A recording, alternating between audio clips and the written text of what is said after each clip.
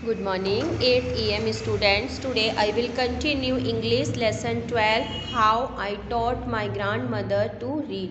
मैंने अपनी दादी माँ को कैसे पढ़ना सिखाया उसके बारे में ये चैप्टर है। तो When I was a girl of about 12, जब मैं 12 साल की थी, I used to stay in a village in North Karnataka with my grandparents. मैं जो है अपने ग्रैंड पेरेंट्स यानी दादा दादी के साथ नॉर्थ कर्नाटक उत्तर कर्नाटक के गांव में रहती थी। Those days the transport system was not very good. उन दिनों यातायात व्यवस्था थी यानी आने जाने की व्यवस्था थी वो बहुत अच्छी नहीं थी। So we used to get the morning paper only in the afternoon. तो यातायात यानी आने जाने का ट्रांसपोर्ट सिस्टम अच्छा नहीं था, जिसकी वजह से जो मॉर्निंग पेपर था यानी जो सुबह पेपर आना चाहिए था वो कब आता था, दोपहर में आता था। The weekly magazine used to come one day late, और जो साप्ताहिक पत्रिकाएं थीं वो एक दिन बाद आती थीं। All of us would wait eagerly for the bus, हम में से सभी जो है बस के आने का इंतज़ार करते थे।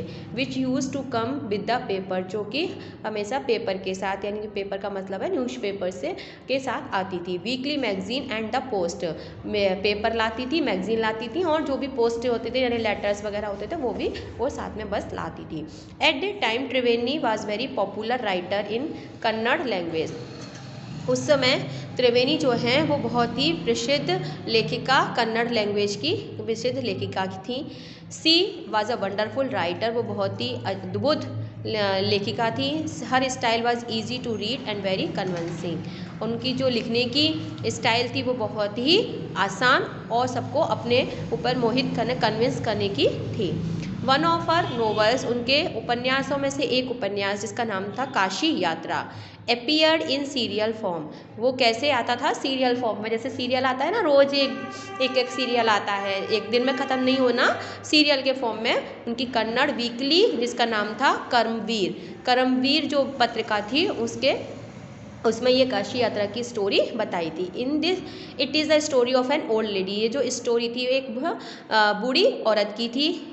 And her ardent desire to go to Kashi और वाराणसी, उसकी आर्डेंट मतलब बहुत तीव्र इच्छा थी कि वो जो है वाराणसी, काशी और वाराणसी सेम एक ही जगह हैं, तो वहाँ जाने की उसकी इच्छा थी। Most Hindus believe that going to Kashi and worshipping Lord Vishweshwaraya, है ना, वहाँ पर शिव जी का मंदिर है, शिव जी जो कि किस के रूप में, विश्वेश्वराय के रूप में। जैसे कि यहाँ पर उज्जैन में महाकाल शिव जी हैं लेकिन उनको क्या बोलते हैं, महाकाल।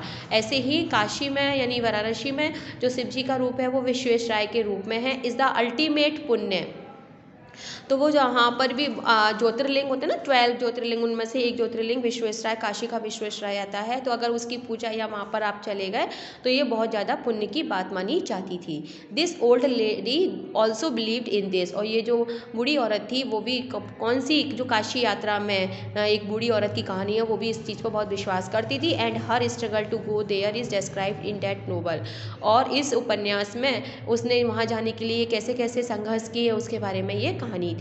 इन the story there is also young orphan girl, इस स्टोरी में एक जो है अनाथ युवती भी थी, हु फॉल्स इन लव, जिसको प्यार हो जाता है, but there is no money for the wedding, लेकिन शादी करने के लिए उसके पास पैसा नहीं होता है। इन द एंड, और अंत में, the old lady gives away all her savings without going to Kashi, जो ओल्ड लेडी थी यानी जो बूढ़ी औरत थी वो अपनी सारी बचत जो है उन बच्चों को यानी उस लड़की को दे देती हैं और काशी जाने का छोड़ देती हैं, काशी नहीं जाती है। जो काशी जाने के लिए उन्होंने पैसे बचाए थे उसको छोड़कर वो उस लड़की की शादी के लिए पैसा दे देती हैं। सी सेज, वो कहती हैं, the happiness of this orphan girl is more important than worshipping Lord Vishweshwaraya at Kashi, कि काशी में विश्वेश्वराय की पूजा से ज़्यादा इसकी जो खुशियाँ, इस अनाथ लड़की की खुशियाँ ज़्यादा महत्व रखती हैं। तो उस लेडी का क्या मानना था, उस लेडी, ओल्ड लेडी का मानना था कि इस जो अनाथ लड़की की खुशियाँ हैं वो लॉर्ड विश्वेश्वराय यानी विश्वेश्वराय की भक्ति पूजा से ज़्यादा इम्पोर्टेंट है। माई ग्रैंड मदर, मेरी दादी माँ जिनका नाम था क्रिस्टिका, नेवर वेंट टू स्कूल, वो कभी भी स्कूल नहीं गई। So she could not read, इसलिए वो रीड यानी पढ़ नहीं पाती थी। एवरी वेडनेसडे, हर बुधवार को, द मैगजीन वुड कम, पत्रिका आती थी, and I would read the new episode in this story to her, और मैं इस नया एपिसोड उनके लिए, इस स्टोरी का नया एपिसोड उनके लिए पढ़ती थी। During that time she would forget all the work, और जब मैं पढ़ती थी उस समय वो सारा कार्य भूल जाती थी। And listen with the greatest concentration, और बड़े ही ध्यान से वो इसको सुनती थी।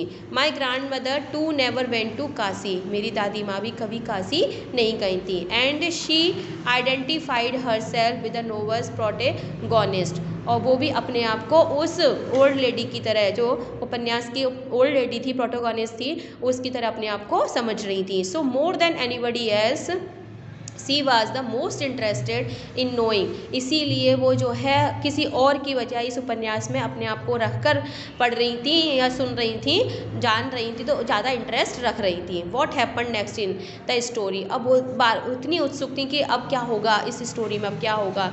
And used to insist that read the serial out to her, और इंसिस्ट करती थी यानी फोर्स करती थी मुझसे कि जल्दी से इस सीरियल को पढ़ के वो सुनाएं। Once I went for a wedding with my cousin to a neighbouring village, एक बार मैं जो है, मैं मतलब लड़की शादी में गई, किसकी, कजिन की शादी में, कजिन का मतलब चचेरे भाई बहन की शादी में पास के ही गांव में गई थी। Those days a wedding was a great event, उन दिनों जो शादी का एक बड़ा इवेंट माना जाता था। We children enjoyed our self thoroughly, हम सभी बच्चे जो है इस इवेंट में यानी शादी में बहुत आनंद लेते थे। We would eat and play endlessly, हम खाते खेलते थे। सेवरिंग द फ्रीडम, और आज़ादी का मज़ा लेते थे। Because all the elders were busy, क्योंकि इस समय जो है सभी बड़े जो है शादी में व्यस्त रहते थे, तो हम खेलते थे, खाते थे और मज़ा लेते थे। I went for a couple of days, मैं वहाँ 2 दिनों के लिए गई, but ended up staying there for a week, लेकिन मैं वहाँ 1 सप्ताह के लिए रुक गई। When I came back to my village, जब मैं अपने गांव से वापस आई, I saw my grandmother in tears, तो मैंने देखा कि जो मेरी दादी थी वो रो रही थी। I was surprised, मैं इसके लिए सरप्राइज हो गई। For I had never seen her cry, क्योंकि मैंने उन्हें कभी रोते हुए नहीं देखा। In the most difficult situation, कितनी भी मुश्किलें क्यों ना आए, लेकिन मैंने उनको कभी रोते हुए नहीं देखा। वॉट हैड हैपन, क्या हुआ होगा। आई वॉज वरीड, मैं बहुत चिंतित थी। अब्बा इज़ एवरीथिंग ऑल राइट, मैं आर यू ओके, मैंने उनसे पूछा। अब्बा कहती थी लड़की अपनी दादी को, क्या सब चीज़ ठीक है, सब कुछ ठीक है। सी नोडेड, उन्होंने सिर हिलाया, बट डिड नॉट रिप्लाई, लेकिन कुछ उत्तर नहीं दिया। I did not understand her, मैं समझ नहीं पाई। बट फॉरगेट द इंसिडेंट, लेकिन मैं भूल गई। In the night after dinner, रात के भोजन के बाद, रात को we were sleeping on the open terrace of the house, हम घर के खुले एरिए में सो रहे थे। इट वॉज समर नाइट, क्योंकि गर्मी की रात्रि थी। And there was full moon, और पूर्ण चंद्रमा निकल रहा था। अब्बा दादी मेरे पास आई and sat next to me, मेरे पास बैठी। Her affectionate hands touched my forehead, उन्होंने बहुत ही प्यार से मेरे माथे को टच किया, छुआ। I realise he wanted to speak, मैंने महसूस किया कि वो मुझसे कुछ कहना चाहती थी। आई आस्क्ड हर, मैंने उनसे पूछा व्हाट इज़ द मैटर, क्या है। When I was young girl I lost my mother, जब मैं छोटी सी लड़की थी मैंने अपनी माँ को खो दिया। There was nobody to look after and guide me, कोई भी मेरी देखभाल करने के लिए या मुझे समझाने के लिए नहीं था। My father was a busy man, मेरे जो पिताजी थे वो बहुत ही व्यस्त थे। एंड गॉट मैरिड अगेन, उन्होंने मम्मी के मरने के बाद दूसरी शादी कर ली। In those days people never considered education essential for girls, उन दिनों जो है लड़कियों को शिक्षित करना एसेंशियल, आवश्यक नहीं माना जाता था। So I never went to school, इसलिए मैं कभी स्कूल नहीं गई। I got married very young and had children, मेरी बहुत ही जल्दी शादी हो गई, फिर बच्चे हो गए। आई बिकेम वेरी बिजी, और मैं बहुत व्यस्त हो गई। Later I had grandchildren, बाद में मेरे दादी मतलब पोते पोती भी हो गए। And always felt so much happiness in cooking and feeding all of you, तो इसमें मेरे खाना बनाना और खिलाना, मुझे मैं इसी चीज़ से मैं खुश हो जाती थी। और at times I used to regret not going to school, इस समय मुझे स्कूल न जाने का कोई पछतावा नहीं हुआ। So I made sure that my children and grandchildren studied well, इसलिए मैंने निश्चित किया कि मेरे जो बच्चे और पोते पोती हैं वो अच्छे से शिक्षा प्राप्त करेंगे। तो आज की वीडियो में इतना ही, नेक्स्ट वीडियो में मैं आगे का पार्ट समझाऊंगी। इस वीडियो को देखकर यहाँ तक का पार्ट समझेंगे। Thank you.